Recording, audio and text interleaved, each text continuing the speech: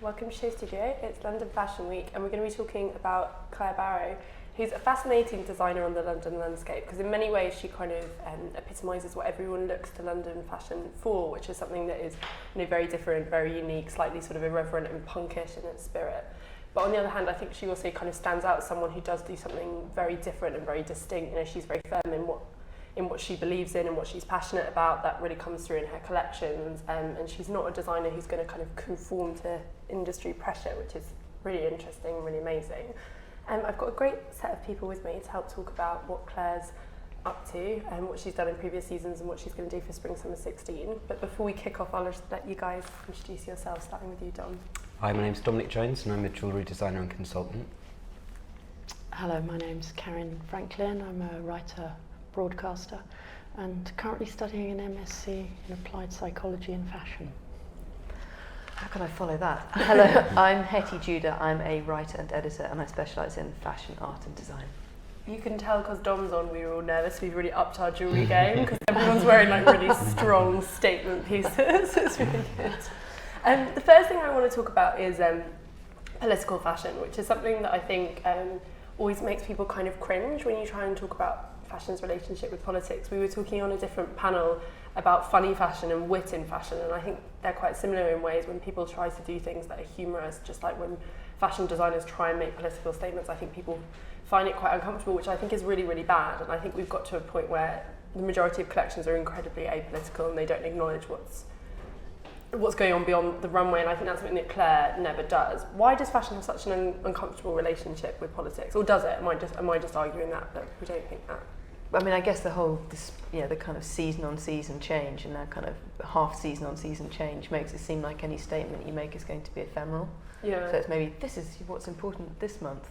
I also think that there's a key difference between political fashion, which is sloganeering fashion, and political fashion that's something that's more profound and nuanced, which is what Caryn and I were talking about, the idea of sustainability. So the idea of opting out of perhaps a seasonal collection and trying to do something that's building up something gradually, or cutting clothes for women over the age of 25. That's not sexualising the female body in a kind of overt and exploitative way. There are ways to do it in a kind of nuanced and building way, and there are ways to do it in a kind of season-on-season sloganeering way, which is maybe less comfortable. Yeah. Do you agree with that, Caryn? I don't know if fashion in itself attracts politicised people, so I don't think that fashion invites, because of the way it fronts itself to a certain extent, people who feel that they can perhaps have their voice heard. And I certainly know from the work that I've been doing the last 6 years with All Walks Beyond the Catwalk, our mission has been to go into universities and change the curriculum to include politicising young creatives, to really wake them up to the power that they have, the voice that they have, and the accountability that they might want to kind of engage with. So I think, and I come from a generation in which fashion was, in the early 80s and throughout the 80s, was an amazing vehicle for talking about important things. Witness Catherine Hamnett meeting the Prime Minister with massive kind of banner headline statements from her collection, about I think it was something like 58% don't want cruise or Pershing missiles. Yeah. It's interesting that you talk about fashion not attracting politicised people, because I wonder if fashion does, but then those people struggle to find a place with it, or very quickly become jaded and are unable to kind of work within the system. And it's it's that subtlety, isn't it? Because I think some would argue that London Fashion Week's, maybe more political than ever, and that actually the style titles are very political. There's lots of young designers who are very engaged, but it's just whether that is a sort of sustainable way to be. What's your take on it all, Dom? I think the kind of like the cringe factor comes from when you try and blanket into fashion in general, because that's kind of like making the assumption that it's trends or things like that. I think designers and individuals working within it can be political and be like truly political, but I think the issue is when you try and like give it the the banner of fashion itself. That's interesting. But do you not think that fashion can serve as a vehicle for making statements? It can do, but I don't know, there's just something slightly like off-putting about making money from politics, and not that you have to make money from fashion, but that's kind of the end game, isn't it? Because it's a product. So it's those two things, that notion of selling that sits on yeah, it's that fine balance, isn't it? Yeah. I do see clothes and personal identity and the sort of the narratives that we all engage with as all wrapped up in one thing. And I think you have a good point about, whether people creatives come into a system and recognise quite quickly that they have to suppress a voice, a certain something about themselves in order to survive. And I would certainly say that is so very evident in the way that young women suppress their own anxieties and being very unsettled about this promotion of the unachievable body ideal. When you talk to young women in fashion and actually say, well, this could be something that you decide you're not going to perpetuate, or for instance the lack of racial diversity, if you listen to your own discomfort and you allow that maybe to be something that guides you, that might become a really important part of your creativity. It's difficult in that situation though, because I think in any way to make a change, you're always having to in some way kind of opt out of the system, and then you become this kind of othered designer, and I think that's what's really hard. It goes back to what we were saying about you can be politicised, but then you perhaps can't, you end up sitting outside of the main industry, because even, and it's terrible, but even if you want to do things like have a runway which isn't just kind of incredibly slender white women, you're doing something that's different, and then you become othered, and it's just, I think the ideals of the system are so kind of entrenched. It's really and it hard. takes a long way to get to having a catwalk show in the first place. Like you have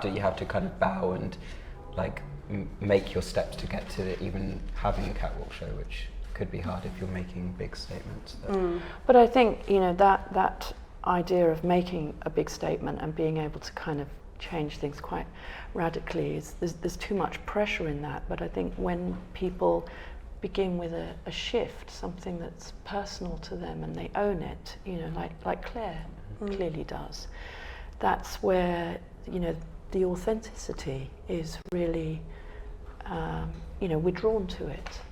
And I think that we've all begun to recognise, and certainly this is something you were talking about, Dom, the system and the way that it really does suck the life force out of your creativity. We've all begun to recognise that conveyor belt.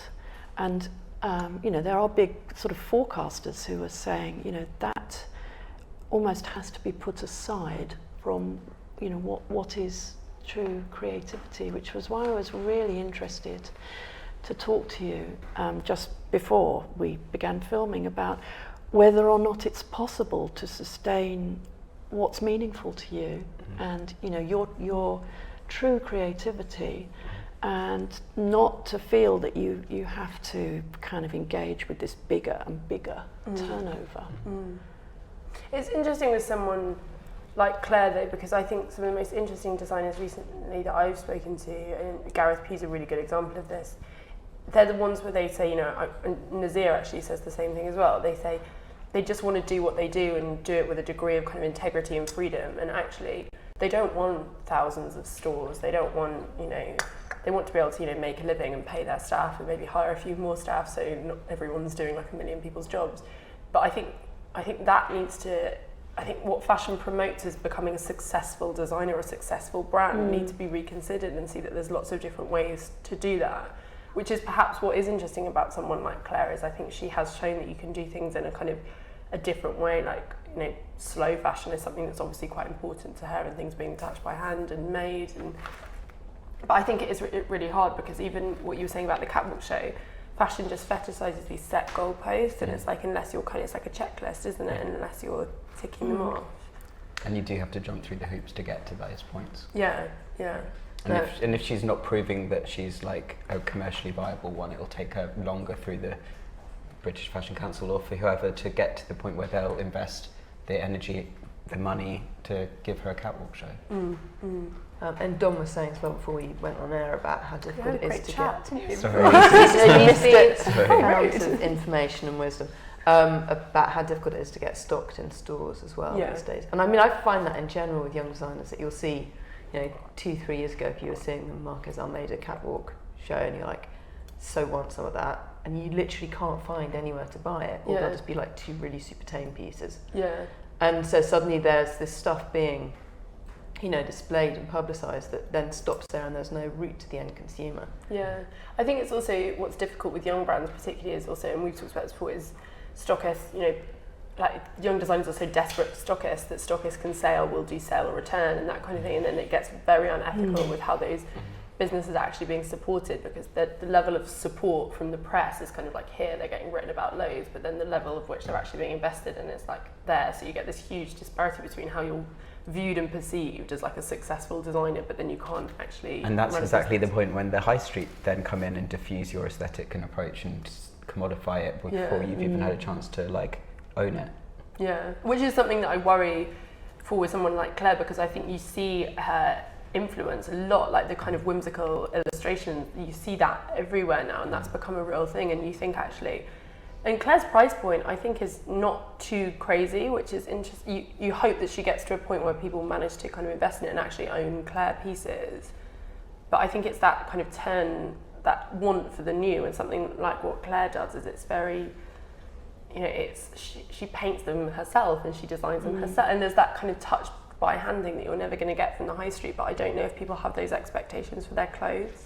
They just want. I think there's a strength though when somebody is so immersed in what they're doing that it isn't trend, So it has just an integrity that comes from them. Where if you do, want to become a stakeholder in that, and you have ownership of one jacket, you can wear it for as long as you like, because it's not something that you're not buying into a narrative of all change every 6 months. So someone like her, I think, is really in a space where she puts there's a lot of value in it, whereas we all see the garments that are so meaningful for the whole of the fashion press one season, and then meaningless the next season. And so the meaning that somebody like Claire can put into her garments has a value all of its own. Completely. And like the amazing thing about Claire and her work is that it's kind of almost autobiographical, because she has such amazing tastes in music, art, politics, and it's very much her work is her, which is not something you see very often. No, I mean, she slightly cringe thing to say, but she is like her own muse.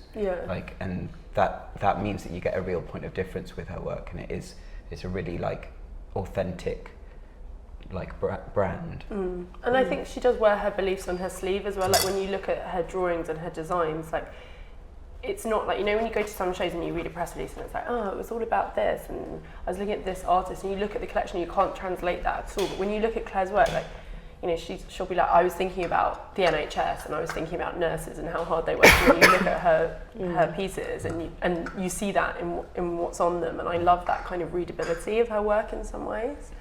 But how does the fashion industry need to change to let more young designers and young brands kind of do things on their own terms and operate in a way which isn't just kind of opting into this system that everyone is kind of agreeing is unsustainable? I think we need to look at alternative retail models as a big thing. I mean, it's been quite interesting. I've been working with Georgina Goodman recently, and she's about to launch a collection, but doing it as all as pre-tail, and so there'll only be 10 of each piece, say.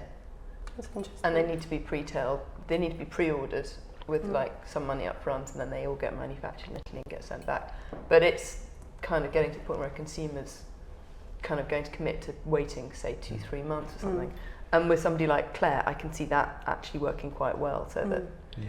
But I mean, again, it just depends on what the designer wants, because that's kind of not scalable. Because that's stagnating in itself. Because the point of reaching those goals of those bigger stores is that you get press that comes with it, and it builds the brand into the next creature. But it's whether you want to be that next creature, I guess, is the point. Yeah, exactly. That's kind of exactly what I mean. I think it's just working out what is success and what means, is commercial success just being able to support yourself and your brand? And maybe do we need to encourage more designers to think like that rather than always be kind of chasing? Because they'd find it, with that model, they'll find it very hard getting press outside of Europe, and like in America and stuff, it's really hard to get solid good press unless you have solid good stockists in America, because there isn't any need for them to report on you as an individual designer unless it's available properly in America. So you do need to participate in the system. If you level. Well, it depends.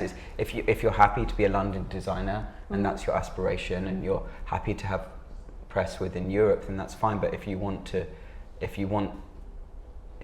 be known about around the world and have that kind of like stamp on culture, then you have to grow to the point where you're going to get that.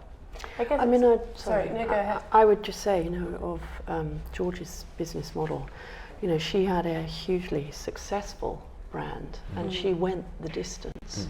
And so, on some levels, a little bit like, your experience, Dom, is that, that owning your own creativity and defining what your definition of success is, has to be the way forward for good mental health, because people seem to get sucked up into this space, and for, George's amazing brand to, be ultimately destroyed by ignorant investors' behaviour, is if that awaits everybody, when they get to a certain space, then and it happens to so many people as well. There's no incentive, is it? Well, it's almost an inevitability if you want to grow your company that you're going to at some point have to get that next investment, because it isn't sustainable. Every single independent British designer that has a shop and has that thing has had to have an investor, and mostly at a point where they literally have to have it. Which isn't the best point to get it, because at that point you're kind of like taking what you're getting, and you're it's a kind of handicapped situation. I also get concerned sometimes that there's just become this kind of very established route to what we consider a respected young designer, which is that you have to go through exactly the right school, and you have to be doing this, and you have to be moving towards getting a kind of top shot next gen ship, and there's not really room for somebody to, for example, come out of a regional art school fashion course to start really small and to start selling locally and to build up and build up and build up, which was possible in the 80s. Because the economy was different then, or at least not the economy, but like the way of selling. Respect as well. So I mean, you could be there for 10 years with a small shop in Portobello or Kensington Market or whatever. And then actually move from there up eventually to doing big. But the whole beast has changed. Capitalism was not anywhere near as kind of toxic as a model. You hear investors, their whole thing is, how much can I suck out of this process? How much money can I make for a short-term investment? The consumer is very different from the 80s. The consumer expects to pay less in many ways for fashion than they did 30 years ago. And it's kind of interesting because what Claire's doing, I guess the thing that it most reminds me of is, for example, something like Charles Nemeth, and that kind of real DIY. Do you mean Christopher Nemeth? God, Yeah. sorry. I was like, Christopher Nemeth, sorry. Sorry, that was very embarrassing. But that kind of real DIY kind of non-commercial kind of handmade, use of interesting materials, and then it's not, then it's not about kind of becoming, super commercial and producing large collections. Christopher Nemeth's a really interesting example, because it's like, I think until obviously there was Kim Jones's Vuitton collection, which kind of paid tribute, so now it's a name that everyone knows. But I think, before that collection, I think lots of fashion journalists, not even young fashion journalists, wouldn't have been able to tell you who Christopher Nemeth was. But then it goes back to what you're saying about respect, and and what constitutes success, because he had his little shop in Tokyo and like was really kind of successful and doing his own little thing there. And I think that's what's really interesting, is it's like how you can be a kind of forgotten name, this unsung hero within London, and it's like, what does that mean? What does that actually mean to be successful and notable in the fashion world? Because it seems like having a shop and a successful business is not enough. It's like you have to be part of all these other goalposts as well. It's like you have to have your stuff on the cover of a style magazine, you have to have all of this. And I think that's the problem, is it's young designers, like they feel like they have to go this route. And but that kind of is the route. I mean, like at the end of the day, it's kind of what you're getting yourself in for. Like there's lots of other ways to be creative than to be fashion, like to be a fashion brand. And it's like, I think that as this goes further on, I think people realise that like, I feel like the younger generation now probably aren't as like keen to become independent brands, because they've seen the realities of it spoken about more. Whereas like my generation and Claire's generation, it was seen as more of a like the path to go down. So what should we be encouraging young designers to think about doing? I kind of agree with what's being like, was it Anna Wintour that was saying, like, don't be so keen to jump straight out of college and become your own brand, because it's not the right time realistically. Like if you have another path, go and learn from a bigger house, go and cut your teeth a little bit more and then do it, because it's a really hard thing to like be creatively growing in front of an audience from day dot. Like get to know yourself a little bit more, get a little bit more time behind you. It isn't something that you want to be rushing into. Like it's not a pleasant way to be a creative at a young age, I don't think. And do we all need to take a bit more responsibility, do we think? Because I feel it sometimes, like with just when you're kind of speaking to young people and you think the whole system, we always talk about it like it's like the fashion system, but everyone's kind of making it happen, like the press by building up these designers before they've actually got stockists and can support themselves, you know, colleges by pushing so many people through, and it's like feels like someone's got to be like hold their hands up, but it feels like no one's going to do that. Journalism always wants a new story. Yeah. So, you know, the sort of body and face maintenance magazines that have set up alongside the fashion industry, and you know, are always body and face maintenance magazines. That's really good. They're always looking for. They don't want to write about the same thing over and over. And this comes back to your point, Dom, is that, you know, they want the next development. They want to everything to keep on evolving at such because a pace. they can't keep talking about it, and especially with British fashion journalism, everyone jumps on the one thing at the same time. Yeah, so everyone's wiped that story out on the first 2 seasons, so they can't then justify to their editors to keep talking about it, because they've already done their feature on it. And like, I feel like it's talked about in quite a surface way, like, you know, it's very much like the new thing, eat it up, churn out an article and then move on to the next new thing. It's always like why you should know about this, why you should know about that. Yeah, exactly. Because you always have to be the first person with a story, and once it's stale, nobody else wants to publish it. So it's it's really. I was talking actually to Matthew Stone about this, and we were talking about this idea of contradiction and how sometimes it's really, because of the internet, like actually it's more interesting to see people kind of change their opinions and develop their opinions. And I was just thinking afterwards that in journalism, you don't really see that very often. You would never see an interview with a designer and then like 3 years later when they're like, oh, actually my aesthetics completely moved on and I disagree with what I said back then and I'm doing something new now, because you never see that opportunity for people to kind of grow in a way that's kind of encouraged and acknowledged by the press, like, and I think that's a bit of a shame. And completely, and with stockists as well, like they almost pressurize you not to do that, because they don't. The reason that they bought you is for this approach, and if you're saying that you want to change that approach, then they're saying, well, that's what people want to buy into. Like you shouldn't change your approach. You should always try and keep your staples. You should own the thing that made you first successful and carry that all the way through your career, which for a creative is a really boring thing to have to do. I have to say it's the same. I think it's probably the same for bands. It's the same for writers as well. Yeah, that, you know, if you're a writer that, you know, I've got a girlfriend that her first book was about people that built lighthouses, and then she did another nautical book, and then she did a novel, and then she wanted to do a kids book, and suddenly her publisher's like, you know what? Actually, it's, you know, you're a lighthouse woman. Yeah, you're the lighthouse. Just stick with lighthouses. Stick with nice maritime themes. Yeah. You know, so I think it affects every part of creativity. But then it's getting that balance right, because I think we all love about Claire, it goes back to what we were saying before, that she is very like, she has this point of view and she loves she loves her illustrations and we all love them. So it's kind of like, how do you get that balance between having a defined aesthetic but then not being kind of like creatively boxed in? And I think that's kind of hard for a designer. Well, it's very much down to the individual, isn't it? I mean, it's whether Claire is content and happy within it, and whether Claire is happy and content at keeping at the pace that she's going to.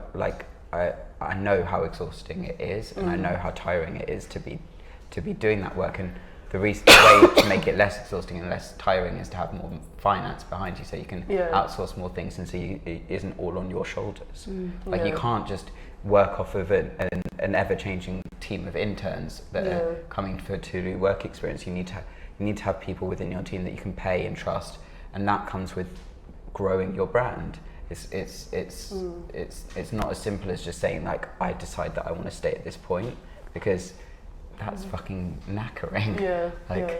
The interns thing's interesting actually to talk about, because you're seeing so much in the press about how the fashion industry treats interns unethically, and But that's I mean, I just think that's bullshit personally, because like you're not going in to fill a job. These people aren't going to be paying someone to do that. You're going in there to learn from someone that's already successful, and the fashion is a pyramid scheme. It just is like people can't get to the top without having to use people, because there isn't the money that people think there is. No, there's not. The only places that have money are the very, very top, like the companies that are owned by LVMH, and even those are the very top ones within it. There isn't the finance behind it that people presume that there is. But that's what's sad about the interns thing, is in a way, it's big companies, huge companies that are taking unpaid interns. And fair enough that point, but but when that filters down to like people like giving independent designers a hard time for using interns, I just think that's bollocks personally. How do you get that? Because also there's that's kind of disallowing the value of the experience of working for someone. No, completely. Because you are going to be learning skills from them, which is why you're doing it. Particularly if you're working actually with a young brand, because completely, if there's like you're watching their mistakes. I'm pretty sure all the interns that worked with me, they came away with knowing plenty of mistakes and plenty of skills. But it's actually, you're more likely to get that with a young brand than you are if you're working at like a huge company where you're just like photocopying archive sketches or something. But then the young brand, it's like, this is what I mean with the way that fashion just doesn't set itself up to protect young brands, because it's like, if there is going to be a kind of blanket policy of no interns in fashion, then it's like young London labels could not survive, completely could not. But then it's like, ethically, I kind of don't think that anyone should work for free. But it's whether you view that as work. Like I wouldn't go into an internship presuming that it's work. Like it's another layer of education, and it's like you can have your pub job, that's your work, and you can do your internship, and you make it work, and you come out of it with a valuable experience. What's your take on it, Caryn? I'm agreeing with you in the way that you're framing it, for sure. It's very convincing, isn't it? But this is a space in which we have to acknowledge that graduates didn't learn everything in the system. It does leave them, sadly, very short of business acumen. And of course, a lot of creatives find it very difficult to be interested in that side.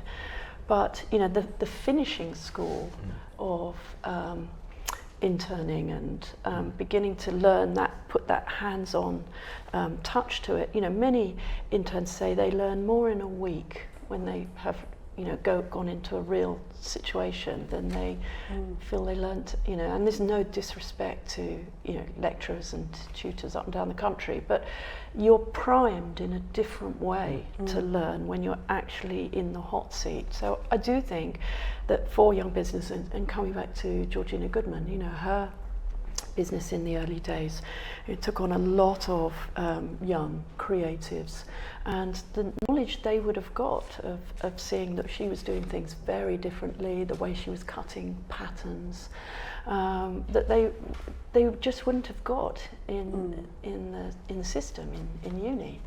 But is that another problem with it's kind of what we were talking about earlier with the London obsession, because it means that actually the opportunities for to get that kind of experience, if you're not in London, just don't exist. You know, it's really, really hard if you're studying at a sort of a regional university to work alongside these kind of, it goes back to that thing of what's respected, but you know, if you did internships with kind of local companies, local designers, I think those things would not look as strong on your CV as having London names. So it's that really difficult balance. But that's just the reality of the situation. London is the one that has the Fashion Week. London is the capital city. It's just the reality of life, isn't it?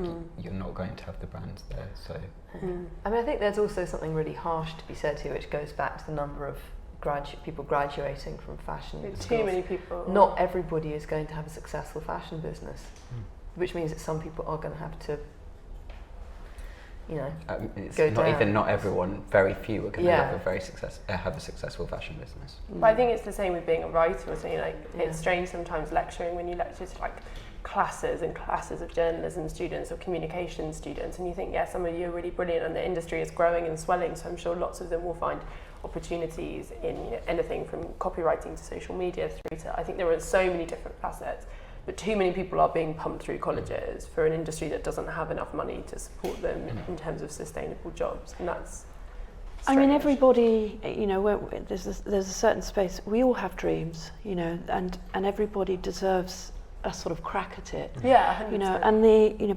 personality, you know, your own individual skills, your people skills, your tenacity, you know, what your very own essence, as well as your creativity, together with good luck and right time, right place. All of these things are across any industry are what kind of help somebody propel themselves or not.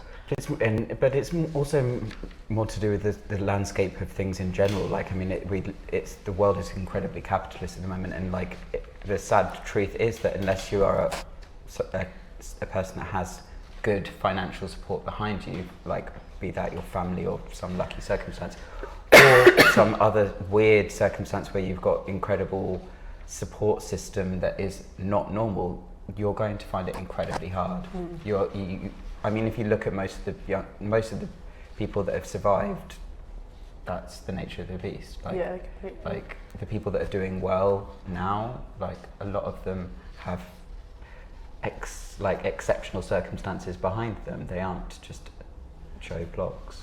I think just as on the flip side of that, it's worth remembering that there are a lot of people that have realised that the fashion system doesn't work for them, or have kind of had labels that have gone down that, you know, in retrospect, to still really cherish. I mean, I'm thinking about something like Romeo usually here that, you know, we still look to, and they Christian Lacroix. Yeah, and they have you know, a massive place in fashion history, and it's not that their creativity has just kind of disappeared down a sinkhole. And that's like just as valid thing. Like I mean, like it doesn't have to be forever.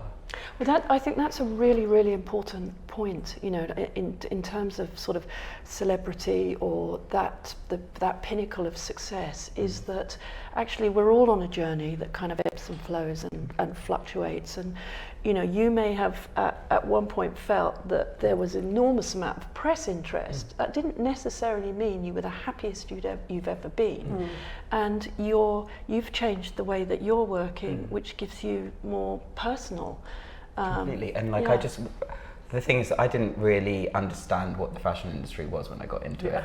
I genuinely didn't. I was a jewellery designer that has the heart of a sculptor, that was enamoured with fashion, and like I decided to put myself into it, and I realised quickly that actually I really am not the right person to be at the end goal. Yeah. And also the landscape of fashion has dramatically changed from when I was this student that was enamoured with it. Like all of my heroes have kind of dissipated pretty much, and there's the people that have replaced them are people that I'm not particularly excited by. And I look at the kind of culture of what's going on at the top, and I'm just not interested in it. Like I'm just not. Like, yeah, I think the sacrifices you have to make sometimes to be successful in fashion. And it's like, unless you are that like kind of like slightly psychotic human being that is enamoured by celebrity and is really interested in having a selfie with the most relevant celebrity, then it's not really a good trade-off on life, to be honest. But I think it is important to say something for young creatives looking in is that, you know, to see their creative practice as something that's potentially going to last 40 years if they're lucky, and there will be all kinds of ups and downs and ins and outs, just like there is in life. It's not just a kind of upward trajectory and you get to some place where it's like goal. But that is kind of the path that you are presumed to take, or not that you're presumed to, you're kind of channeled into, like that is it, that is the fashion industry, that is the path. Then I think it kind of calls for certainly people like yourself and people within the industry to help contextualize it for young creatives so that they have more realistic expectations, and you know, life teaches you that, and people in the industry with experience, you know, we know that, you know, we've seen people in very highly visible positions, they've stepped back and then said, I'm much happier doing it this way. Just because you're not highly visible doesn't mean to say that you're not having a great practice and a great experience of your own creativity. And I just think that's really important. We're talking about someone who's highly visible right now, who has an amazing, you know, authentic touch, and that will be with her for as long as she is operating, but she may take it in many different directions. That's kind of why I talked about the last kind of topic that I put down, which is this idea of designers that work in kind of across different practices, because I think that kind of ties into what you're saying, and I think I found it particularly really interesting looking at people who are doing things that are very successful. Someone like Gosia Rubinski, he's like a filmmaker alongside being a designer, and it feels like in some way they are acknowledging that their kind of creativity will kind of ebb and flow in different ways, and they might do a collection or it could manifest as this and that, and I think that's quite interesting, and perhaps a more sustainable mode of creativity. And I think the good thing about Claire is the techniques and the processes she does, they are quite sustainable at the level she's doing it. So it's like the screen printing and all of those kind of things, and like even like her DIY jewellery and all of those sorts of things that are amazing assets to the way her collections are built. Like it isn't the kind of thing that is desperately calling to grow. It's kind of the way, it's kind of something that she can take control of because of the way in which she works. And you think if she can have her business kind of sat alongside doing these amazing, you know, one-off pieces or bespoke kind of like, you know, installations or sort of pieces for celebrity or whatever it is, and that's an interesting way of her kind of using the platform she's already got almost as like a gallery, but also kind of letting people buy into her brand if they want to, and I think that's what's interesting. And there are models for that. You know, someone who I think is has had a really interesting career and who's still really you know, operating but not highly visible is Anthony Price. You know, who, you know, did have that kind of huge pop cultural moment, is a skilled clothing maker, but who hasn't kind of played that game of saying I've got to be highly visible or I'm not able to kind of explore my own creative practice. And so I do think that, you know, somebody as individual as Claire is, I mean, it benefits amazingly from having this high profile platform, and she's done lots of collaborations and everybody wants a piece right now.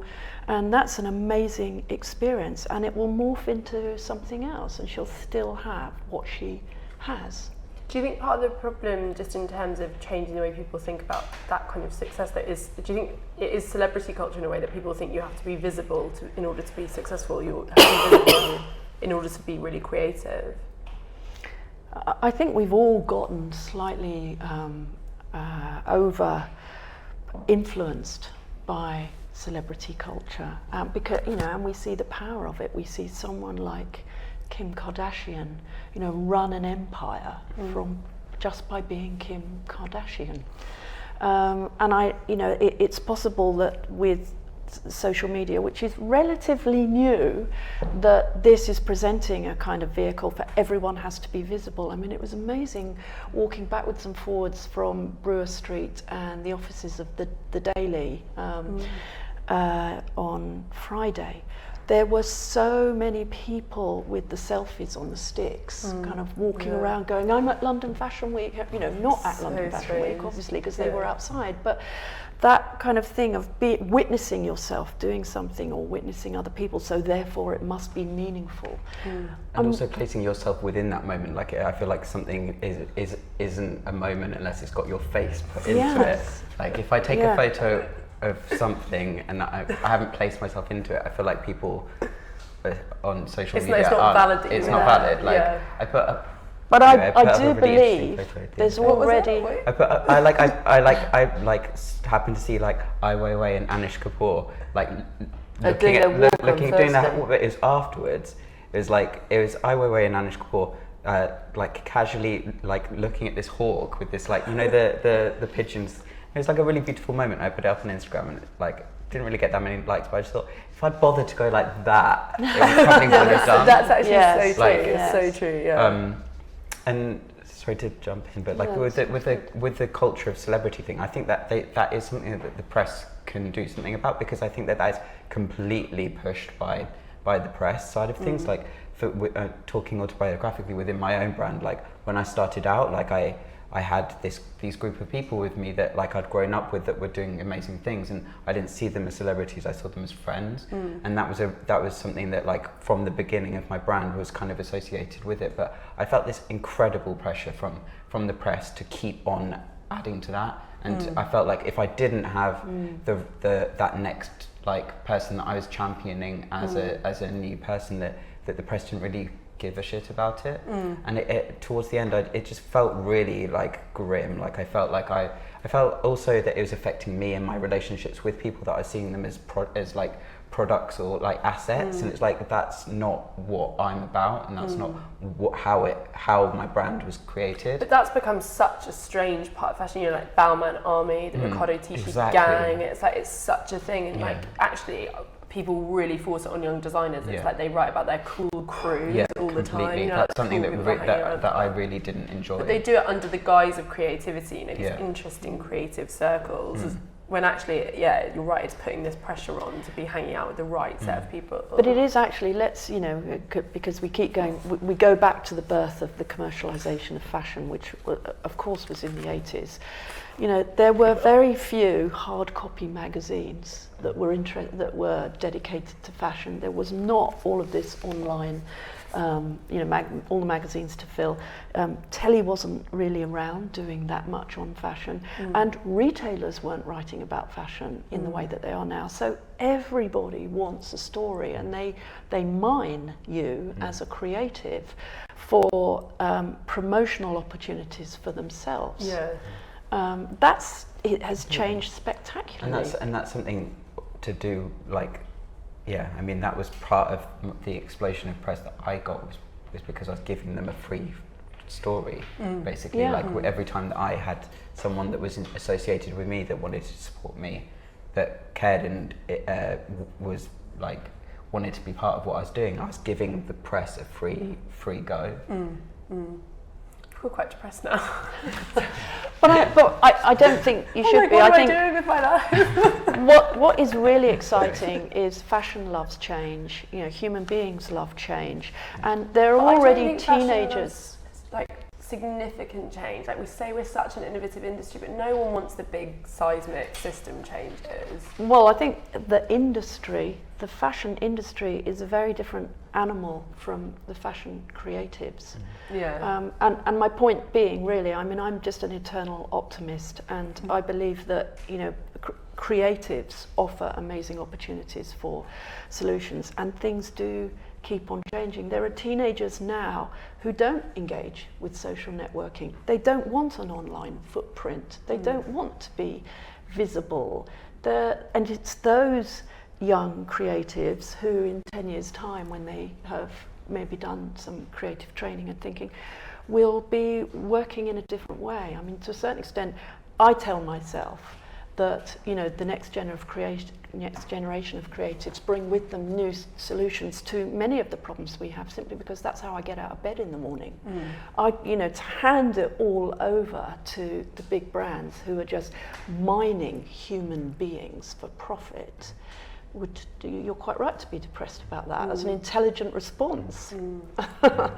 I just worry that people sign up to that so much. So it was weird being at the shows yesterday, and there were like grown women like pirouetting outside in these like borrowed outfits, and I was just like, what is this? And these are the people who have really successful careers in the industry, and who should be inspiring young people, and who will manage young people within the industry. And you're like, that's the hard thing, because it's really hard for me to be anything other than unbiased, because I kind of do feel like I've slightly fallen out of love with fashion. Yeah. Like right now in my point in life, I'm kind of like, oh, it's all so naff.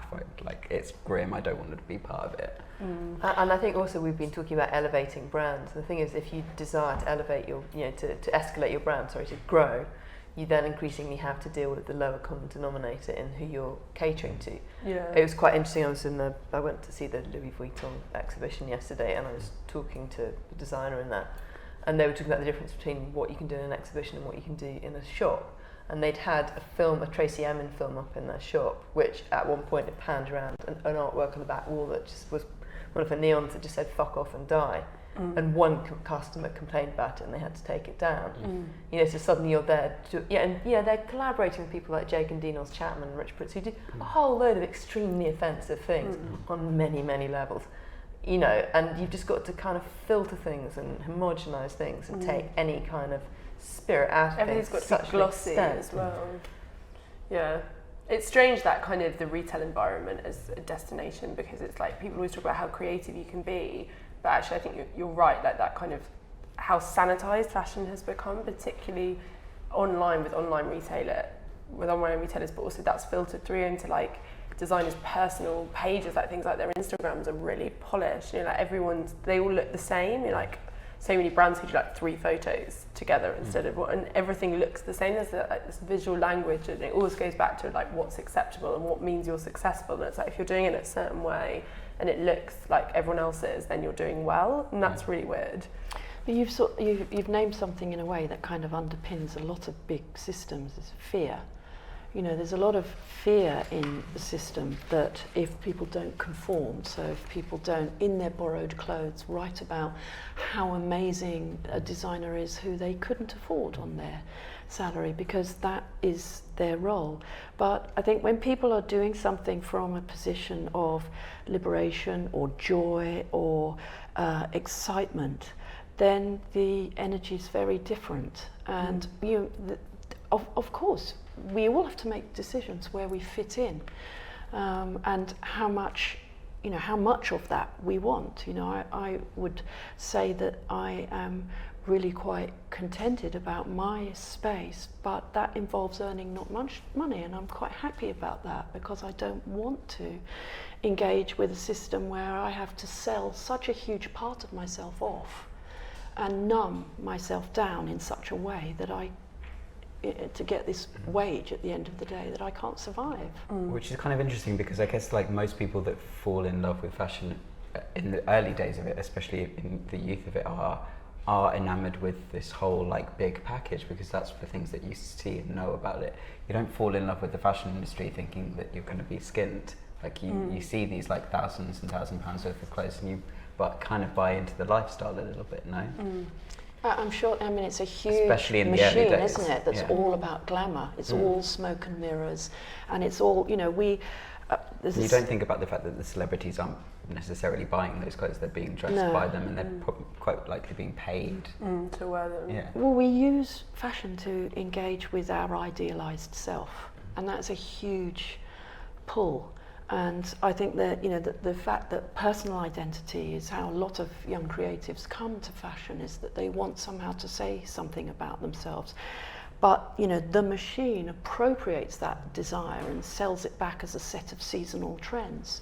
And if we had the freedom to have that space where we could engage with it in a different way, as a creative, or as a, for myself as a commentator, as an art form, and we are able to pay our bills. To me, that's massive success. Shifting definitions of success is really important, and each individual has to do that. Write their own. What does their own idea of success look like? With that in mind, should we look at what Claire's done for Spring Summer 16?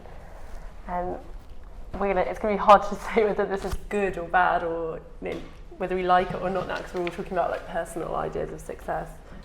And it's interesting what we were all talking about with social media there, and kind of the culture of documenting everything, because a lot of what this collection is about, called Broken Machines, is about our reliance on technology and our fear of what would happen if it breaks down, which in some ways is a really valid fear, because I was thinking about it not in the context of social media, but just in terms of how we all work and things like email and Google, and you think if those things went down, I think it's interesting how much we rely on those, particularly at Fashion Week. You think about it, it's like, would Fashion Week exist if it wasn't documented online? It's like, that thing that if a tree falls in the forest and no one hears it, does it really? And would it exist if it wasn't sponsored by Mercedes-Benz or whoever? Yeah. Can I just say, did anybody see that TV film called Blackout? No. Was it good? It's about losing power over a period of something like 6 days. It's brilliantly shot. I loved that. Oh my gosh, it was amazing. People shot it Amazing. supposedly on their iPhones. It's sort of incredible. docudrama. So incredible. And you go from terrifying, stylized civilization to the most basic human just destruction of everything. It was really really powerful, and kind of like, I don't get scared by horror films, but that was a horror because film. it was human nature. Like it was human nature, and watching Descent. watching How the did descent start of behaving? like animal. Like I'm not gonna. We should watch shouldn't go it. into it, but find it online Is and it watch like a horror film though? No, it's like based. It's like a documentary style, but in first person, about like the descent of like. So people structure. at first they're complaining sounds because terrifying. they can't upload their blogs. Yeah. But and their phones die. And but very quickly, over a period of days, with limited food and water, because of everything, especially in dependent urban on environments, technology. And that is actually really scary, because we always talk about like technology going down like it would be inconvenient, like you couldn't just but actually all systems would stop, wouldn't they? And even the one of the most horrifying parts of it for me was the man who was actually prepared for it. Yes, and but that is. And then the people that weren't prepared for it. And don't give it away, because the ending you just cannot comprehend. Oh no, can you? I want to know what happens. Ruin it for me. I love knowing. Anyway, I'm one of those people that Wikipedia's films. Yeah, watch it. Okay. Oh my gosh. Maybe Claire had watched it as well, and that was what she was thinking about. It's nice to see in terms of, going back to what we were saying about not doing stuff that's super, super seasonal, because in many ways, like, the colours that she does, like those kind of like slightly kind of strange pastels alongside these kind of more gothic colours, they're still there, and the shapes, like those tiny, tiny little hot pants and the kind of like slightly oversized tops, but then like the frills feel new, but it feels very her. She's not a seasonal designer, which is really nice to see. And even the palettes, really, the palettes you're saying is really consistent. Yeah, really, really consistent. I really like the first few pieces as well. They felt like they did have a bit of a fresher colour to them. Yeah. I really like and it feels like it is entirely intentional, the sort of awkwardness of a gothic and pastel colour palette, and the sort of model, what the models exude, what the way in which the clothes are put together in such a way that you for me, with a stylist's eye, I really want to travel into each garment and just feel like, right, what's it about? I like very much that she's not, she's anti-fashion, she's not, she's anti-glamour, she's anti, the bigger game, and that I think comes across so well. I love the way whenever she does her stills, she often has that kind of wires in the background, sort of in her lookbooks she's got a kind of just a normal sort of desk fan, like that's providing all of the the sort of movement. It's such an intentional space. It's proper ownership of her creative signature.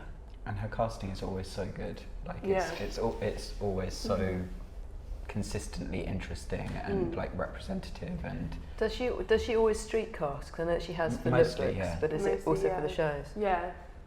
Which again is very 80s as well. Yeah. But then street casting is getting sort of commercialised and commodified now. That there's agencies that do like anti-models and street cast models, and you think there always were.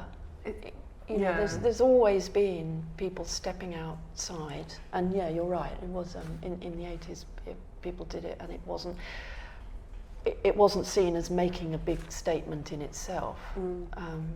But it's great to just see, you know, maybe these are all her friends. I do think a lot of the young designers are doing that though, and I think a lot of it is pragmatic, like they literally can't afford models, so it's kind of like as an expense the first thing to go. Like Molly Goddard does it a lot. Like there's so many like fashionistas, it seems pretty much like tons of the people in there are using street casting, and I think that's interesting. But also I think again it can be, especially with Claire, I feel like it's also like to do with her political and persuasions and stuff. Like it's a really representative and really like real casting. Like. And I also think, you know, she is a young woman who will not have been unaffected by the whole kind of body image, unachievable physical ideals promoted by fashion.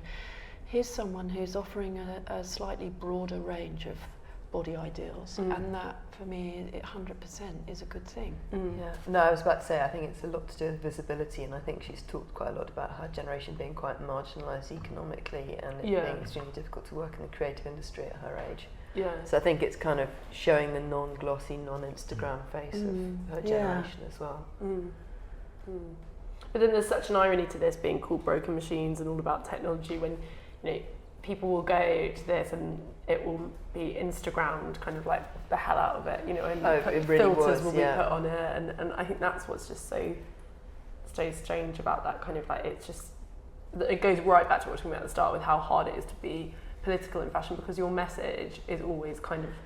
But is she saying that it's about that, or is she just saying it's inspired by that? I think it's that's inspired a different. by that, that's very different things. It's not like she's trying to communicate. You know, to me, this doesn't look like she's desperately trying to communicate something political, but she's maybe coming. And she's very open to technology. I don't think she's kind of being like, oh, everyone who's Instagramming sucks. Like, you know, she's got her own. She's done some quite interesting things this year. Like, she launched her own little e-shop where you could kind of, if you sign up to the newsletter, you got access to it. So she was kind of trying to use this like little community, and she does, you know, she's interested in those kind of things and releasing campaigns online, obviously, to avoid doing them in print.